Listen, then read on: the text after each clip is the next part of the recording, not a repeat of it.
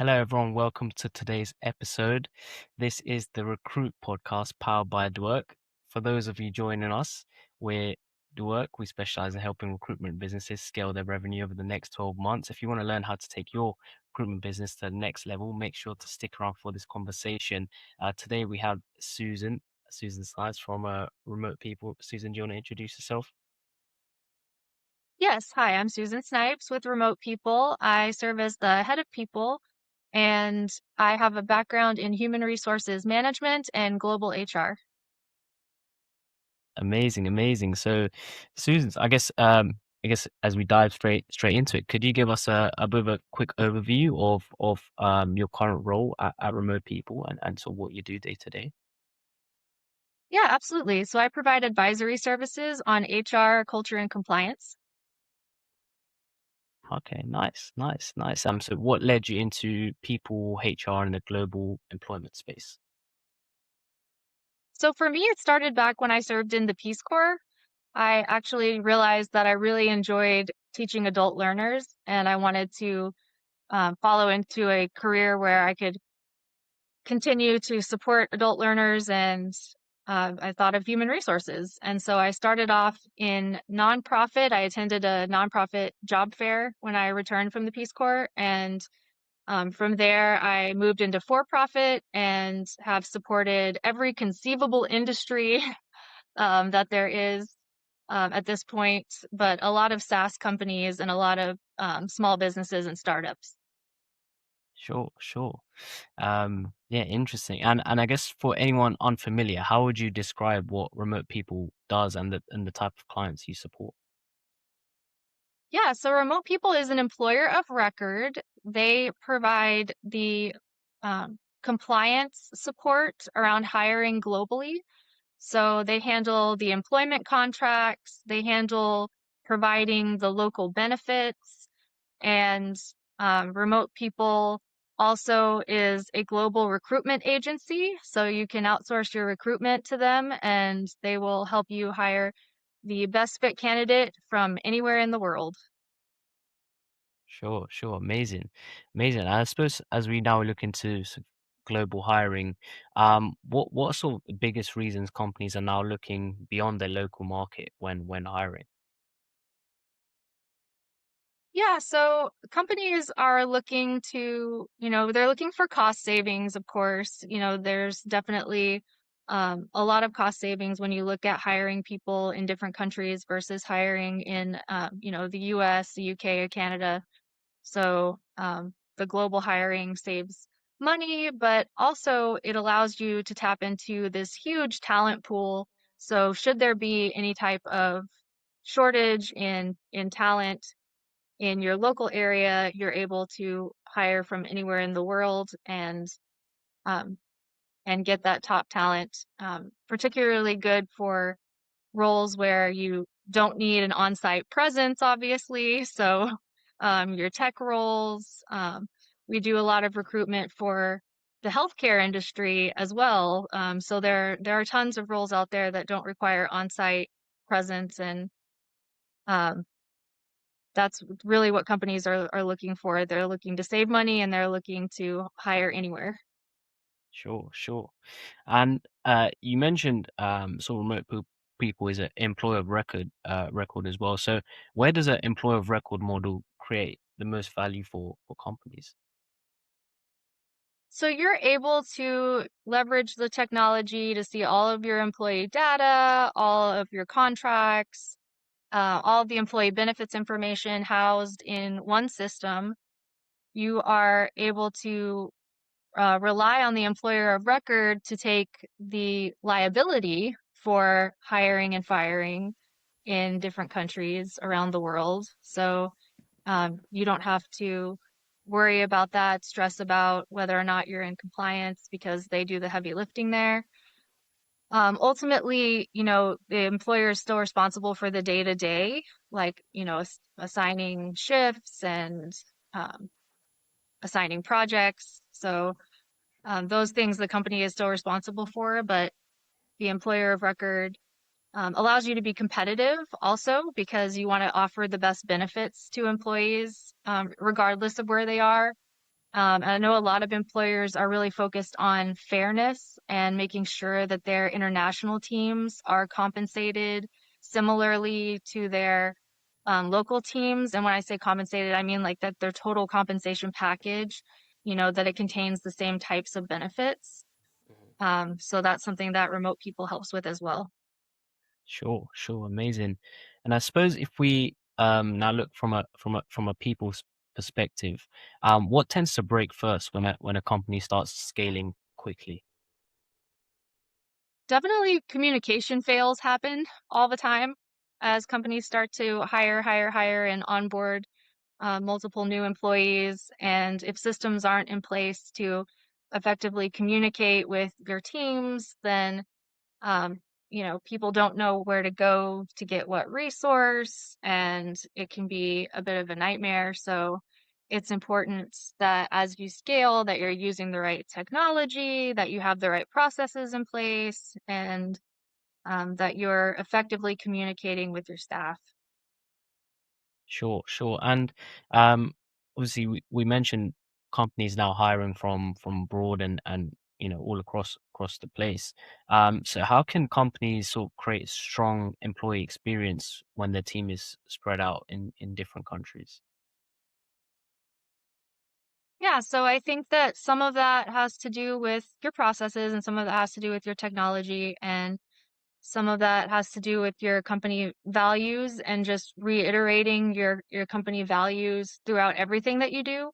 So if you're hiring in different countries around the world and you have teams that are on different time zones, for example, getting still still finding time for all hands meetings, still finding time for team building, despite the differences in time zones is really important. So that's one of the things that you could do. Mhm. Um, No, I sure, forgot sure. the original question. No, that answered it. That answered it quite well. Okay. So I guess if we look at now, um, so the market trends and potentially what you see right now, within the current hiring market, what is something that you think founders should be paying more attention to?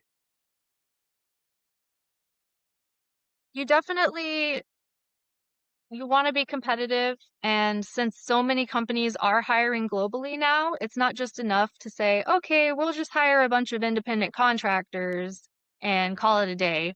Apart from the fact that that's not strictly, legal to do that, based on the laws of different countries, it's also, just not a good employee experience for people to be onboarded as independent contractors in mass. You want to have a dedicated team, and you want to treat that team like you would treat any other employee that you have, and you want to offer competitive local benefits to them. So it's important to use an employer of record service like Remote People for that. Sure, sure. And I guess on candidates, are you seeing candidates' expectations changing around, flexibility, benefits, salary, that sort of thing? Definitely they want to know, how much time off am I going to get? What's the uh, what's the benefits package? They're not just looking for um, just pay in lieu of Mm, benefits. mhm. They're not just looking for that higher rate of pay to sort of offset things. They're looking for the full package. Yep, yep. And I suppose, based on that, what do you say separates companies that attract really strong talent versus those that struggle to do that? Is it that offering that whole package around, flexibility, work-life balance, etc., or is it purely salary based? Yeah, the number one thing is going to be having a positive company culture and having employees who love working there, who will tell anyone who will listen that they love working there. But secondary to that would be having a competitive benefits package. Hmm. Sure, sure. And uh, we touched on this a little bit before, but do you think companies are becoming more strategic with global hiring, or are they still more reactive? That's a tough one. Because I would say that a lot of companies are very reactive Mhm, and they'll, you know, hire employees, they'll hire contractors, in just droves. They'll hire, mhm, and they'll have this contract workforce, not a whole ton of oversight and not a whole lot of loyalty there because they're not really onboarding them like employees. They're not really treating them like employees. So mm. that can be problematic. Um, but Sure, sure. yeah. No, absolutely, absolutely. And I guess now we look into the future a little bit. So many changes around technology, etc. How do you personally see sort of global hiring evolving over the next few years? I think more companies are going to hire employees as employees and offer benefits, offer paid time off.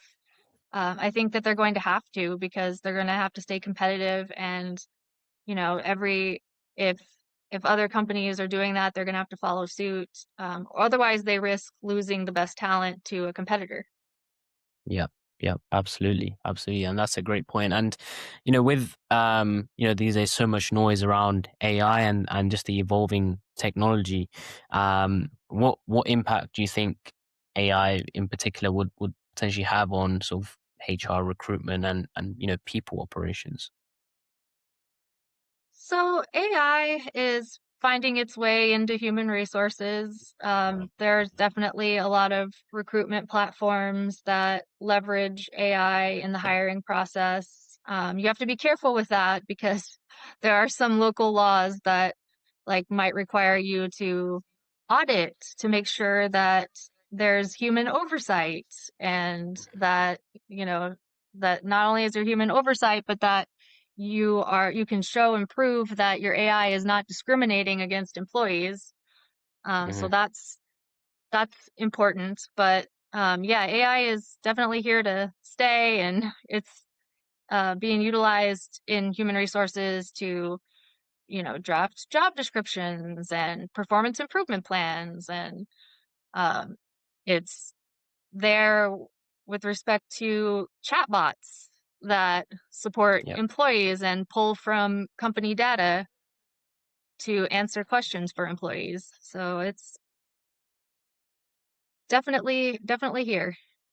Yeah, yeah, absolutely. And I suppose as the AI technology continues to grow, do you think remote work will continue to grow, or do you think companies will move back to potentially more localized hiring?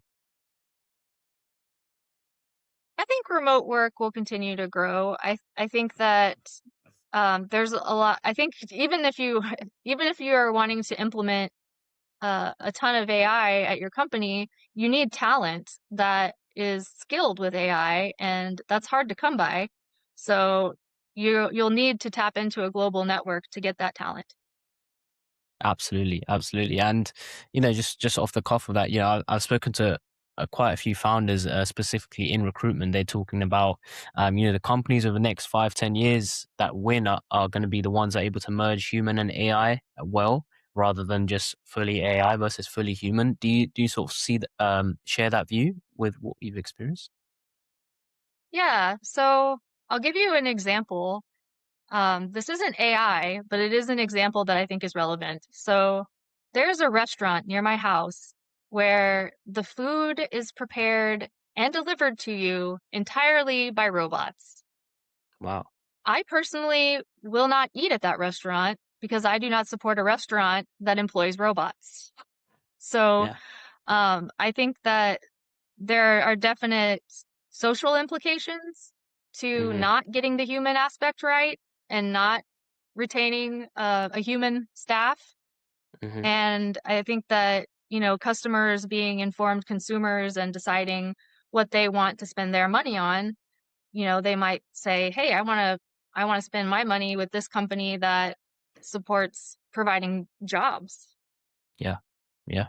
No, that's a absolutely fantastic point. And I think that's only going to become more and more relevant as the technology grows and the people become more aware of what they want. I suppose on that, to quickly touch on, in terms of with so many changes happening, what skills or potentially mindsets that you mentioned will become more important for people leaders specifically in the next 3, 5, 10 years? People leaders will have to be able to bridge that gap between AI and people, and they'll have to have both a technical skill set and a soft skill set to be Mm, able to effectively communicate.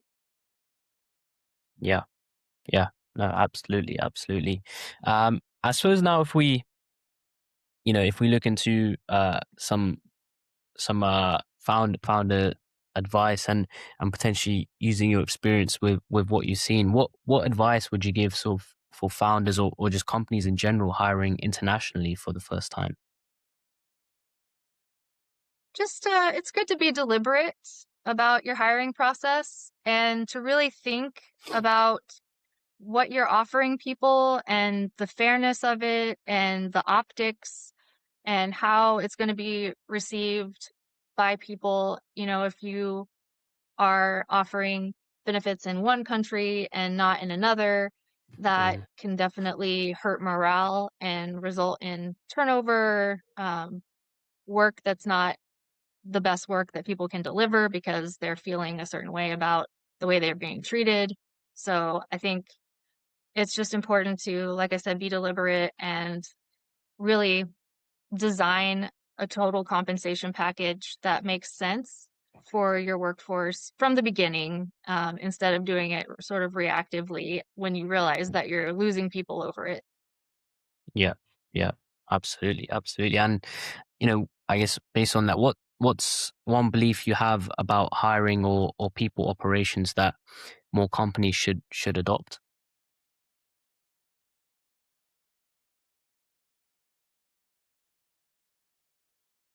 What is one, could you repeat the question? Yeah, sure. What's one belief you have about hiring, personally or as a company, or that more companies should adopt? You think? Well, I think that effective communication is super important. So I think that it's important not to ghost candidates and to really treat them humanely throughout the entire hiring process, whether you're moving forward with them or not. I think that Mhm. that's super important for your employer brand that you do that and that you, um, leverage automation, yes, leverage AI, but also have that human touch point in there so that candidates don't feel like they're just a cog in a machine, that they feel like they're really being seen and heard throughout the process. Absolutely, absolutely. That's a fantastic point. And we like to ask this question to everyone before we wrap it up quickly. But in terms of if you had a magic wand, and you had to wave that magic wand to make a change, within the industry, within potentially your firm, and something that you think is a real bottleneck that maybe you're experiencing or you've seen other people experience, what would that one change be that you think would actually create a lot of benefit for you? One change, if I had a magic wand that I could wave, I would just say for employers to proactively involve human resources on the front end of things so that they don't get into compliance pickles. Mm, Having HR involved in everything from the recruitment process to the offer letters, onboarding, performance improvement, offboarding. It's just really important so that you're not having to call in an attorney to clean up your mess because yeah. you involved HR on the front end. So that would be my magic wand. Just everybody's in compliance, everybody's happy. Yeah, yeah. No, absolutely. I think that's a fantastic point. But Susan, thank you so much for coming on and making time to come onto this podcast. Really appreciate that. Where can people learn more about remote people or connect with you personally? www.remotepeople.com. Fantastic, fantastic, Susan. Thank you so much for your time once again. Yes, thank you for having me.